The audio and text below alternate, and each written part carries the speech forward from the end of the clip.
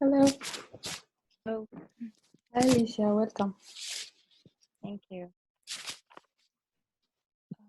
Okay. Hi everyone. Welcome to our today episode. We have an important topic to discuss and talk about, as we know that the Ghanaian is considered Guyana considered Food the basket of basket the Caribbean. the basket of Caribbean for Mhm. the food security and the future of the continent. I can say that. And during COVID-19, there was a lot of going down on the food security and the economic globally, and it affected the farmers who are living in that area. So we have a special guest today. She works in agriculture. She joined me to talk about the agriculture sector in the Caribbean in general and how it can help be the basket for the future for the world. So welcome, Alicia. Hi, thank you, Mary, for having me. It's such an honor to be here today with you. Thank you. At the beginning, I'm just wondering, as a young girl growing in the Caribbean and Guyana, uh, what uh, what motivates you to go to agriculture? Well, that has been. I was born into agriculture to begin with. My parents, they were totally into farming.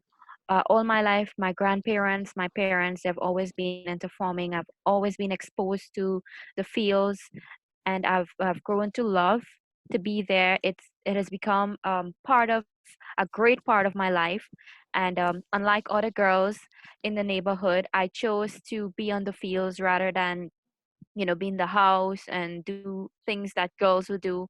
Mhm. And yeah, my love just grew there, and I knew from that point in my life that I always wanted. I've never really envisioned it as a child to be this involved in the sector, but I've always known that wherever I go, I would always be having my little farm in my backyard, and always be having my plants because I love plants. And Oh, yeah, so yeah, that's basically where it all started, and then it evolved into what I'm doing today and what all my the plans for the future and everything like that. mm.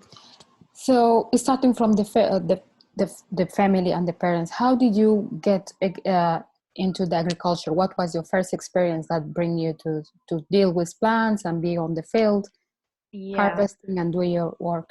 What I clearly remember, my grandfather, he lived next door to us, and my mother was a very successful businesswoman, Mm, and she had a grocery of her own. So my granddad, he would string us along. He had his farm, and he would usually plant a lot of cash crop. We call it cash crop, but it's like seasoning and mm, things like that.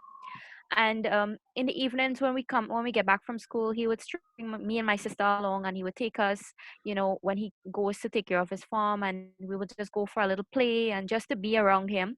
mm, And he would give us like little things to do in the farm, like um, pluck the weeds out from the banks and things like that. Like, and it was so much fun for me.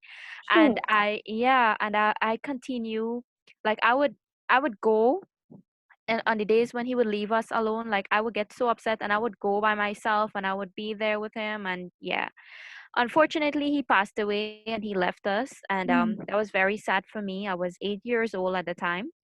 And my dad also passed away, and he left us. I was oh, 7. And my stepdad, he came into the picture, and he continued to farm, and he started to do it on a much larger scale. And yeah, I was actually physically involved in the farms back like then. I then, I was older that at that point. I proceeded, I finished primary school, I proceeded to secondary school. mhm, I remember getting home in the evenings and just, change my clothes, get something to eat, and to the farm.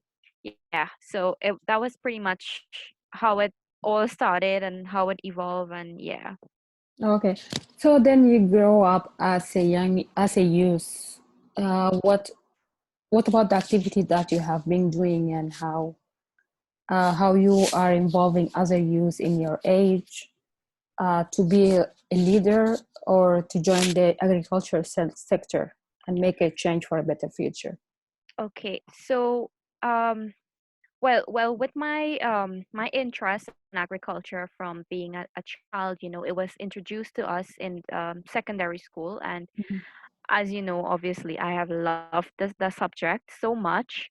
And we got to do a lot of practicals in school, farming, and I was like on top of the class all the time. I was like there, like, yeah, we should do this and we do that. And every my teacher was like amazed. She's like, how do you know this? Like, how do you know that? mhm, And I'm like, I farm all the time. And then we were exposed to the different sectors of agriculture, not only farming, but like poultry farms and fishing and aquaculture and apiculture and all these things. And I was amazed as well. And yeah, so after I graduated from high school with a distinction in agriculture science, a double award, I proceeded to work with my uncles who are the owner of the largest rice milling complex in the Caribbean. It's called Nanpasad and Company Limited. mhm, And I was exposed further into the industry, specifically into the rice industry. And the rice industry in Guyana is a huge industry, and it provides supplies rice to over 19 countries in the Caribbean. mhm, So it's pretty massive. And it was a great honor for me to work there, because that experience has maximized my experience in overall in agriculture and in the rice industry. As for your question, I from there on with my experience, I then realized that this is what I want to do, mhm, because being there from day to day, I've realized that there are problems that farmers are facing. And they're so hardworking. They put it all into their farms. There's no incentive given to farmers. There's little or no recognition given to these farmers. And these people are feeding the nation. They're feeding the Caribbean. They're feeding the world. And there's little or no recognition. So I thought to myself, I say, you know what? This is what I want to do. I want to play a part in this. I want to make sure that these people get recognized. I want to ensure that they have good marketing exits so that they could receive high end incomes for their hard work, and they could be recognized. mhm. And then right now, I know that you are doing a lot of work for you as you representing a youth ambassador for the Ghanaian Yeah, to be the voice and do all this activism work that you are doing for the population of youth. yeah. How is it going so far, and how do you see the vision of it in your country? Um, it's it's a bit difficult at the moment Mm-hmm, for me. And like, from it's not like I've been in this for a very long period of time. The vision was there, but it's like I'm now starting to do the footwork and to try to put action to my words and to my vision. So I've got coming along the journey. I've reached everybody thus far has been very helpful, very appreciative as to what I want to do. They've been very supportive, and everybody wants to come on board, and they wants to help, and they were like, okay, yeah, this is what we want. So me coming to the forefront with my vision, I have I've received a lot of positive comments, like um, for example, I have these people in the agronomist friends. They were like very, they was like surprised, and they were like, "Wow, like really? Like we need more women in the agriculture sector, and you're doing a great job, and you're gonna be an inspiration to these women to come on board and to do." However, there's like a little bit of fear in me when it comes to trying to get people on board as much as I'm. I'm optimistic about it. And that fear comes from like criticism, like Mm, I know from experience, I'm telling you, I've worked with a lot of female, and I've encountered a lot of problems where women tear each other down, and I've been a victim of that, from time to time. As much as I try, I'm a very outspoken person, and I try to put that aside and just do what I have to do and get my job done. And my fear is that trying to get people involved, I'm trying to do something positive, not only for the people but for the country, the economy, and everything. And I don't want this to be a conflict. I don't want people to look at it as if I am showing off, or if I'm boasting or things like that. I'm just trying my utmost best, and I just hope that my fellow female and my fellow women out there grasp the message that I'm trying to send, exactly the way that it's coming from me, and not to take it in a negative way or in a boastful way, because I'm just trying to legitly try to get all of us on board, and for us to work as a team, and to you know be better, like be better for the future. Yeah. yeah, I'm going to another point. How do you see the Caribbean would be the basketball for the world in the future? Will the world be depending on the Caribbean? Especially they have the large amount of rice for it has a 7.3 something on the. Yeah. There is a possibility because rice production in Guyana has been increasing over the years, and I might not have those numbers offhand, but it's been Mm, increasing a lot from year to year, and every year at least 100 to 200 new people are introduced into the rice industry. That is farmers, and there's a lot of land in Guyana mhm, that are going to be converted into rice fields. And mm. I'm sure there's another 20,000 acres that are sitting right in my region alone. That is region number 6, and Guyana is consisted of 10 administrative regions. So I'm particularly talking about the region that I'm from, region number 6. There's a potential 20,000 acres that is just waiting to be unleashed just by the building of a dam, and that's a massive, massive increase in production right there once that comes true. So yes, obviously with the increase in production, we will be venturing into more international markets, and I do see the world. I do see my country Guyana, as well as other places in the Caribbean that are producing rice.